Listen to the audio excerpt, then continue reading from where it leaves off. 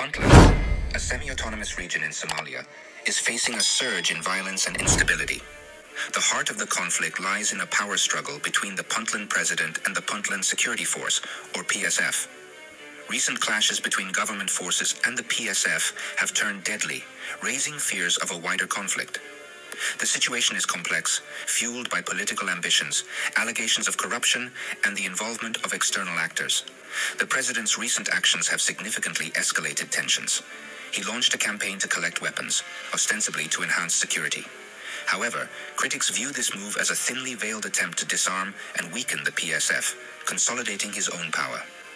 The PSF, a formidable force that has been instrumental in combating terrorism in the region, enjoys significant support from the local population. The president's attempts to undermine the PSF have sparked outrage and resistance.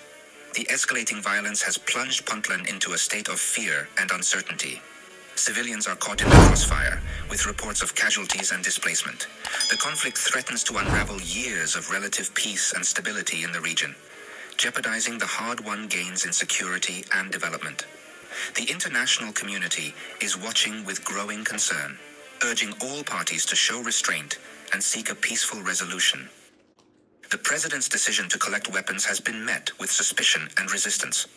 Critics argue that this move is a calculated attempt to disarm and neutralize the PSF, which poses a threat to his grip on power. The PSF, with its history of combating terrorism and maintaining stability, enjoys considerable popular support, making it a formidable obstacle to the president's ambitions. By disarming the PSF, the president aims to weaken its influence and consolidate his control over the region's security apparatus. Furthermore, allegations of corruption within the government have fueled public distrust and anger. The president's opponents accuse him of using the weapon collection campaign as a cover to target his political rivals and silence dissent.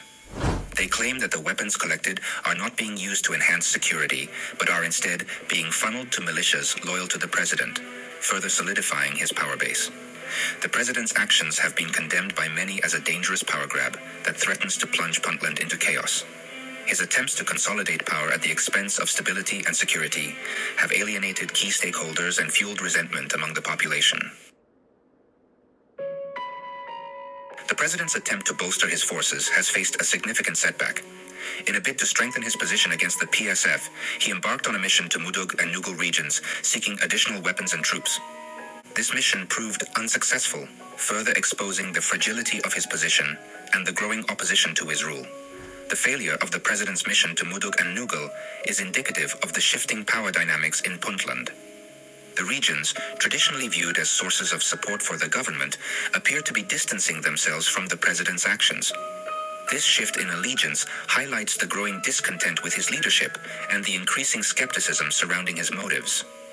In a desperate attempt to salvage the situation, the president dispatched ministers and members of parliament to the eastern regions. Their mission was to garner support for the government and quell the rising tide of opposition. However, their pleas have largely fallen on deaf ears, as communities remain distrustful of the government's intentions and apprehensive about the escalating violence, external actors, and hidden agendas. The conflict in Puntland is further complicated by the involvement of external actors with their own agendas. The United Arab Emirates has been a long-standing supporter of the Puntland government, providing financial and military aid. However, the UAE's involvement has raised concerns about its motives. Critics accuse the UAE of seeking to exert influence over Puntland's strategic resources and using the region as a base for its own geopolitical ambitions. Adding another layer of complexity to the situation are reports of Israeli involvement. Sources suggest that Israeli intelligence agents, possibly Mossad, have been operating in Puntland, allegedly providing training and support to the president's forces. The extent of Israel's involvement remains unclear, but its presence raises questions about its interests in the region and its potential role in fueling the conflict. The activities of external actors like the UAE and Israel have raised suspicions and fueled conspiracy theories. The lack of transparency surrounding their involvement has created an atmosphere of mistrust and heightened tensions. The people of Puntland are caught in a complex web of regional power plays and hidden agendas, with their security and well-being hanging in the balance.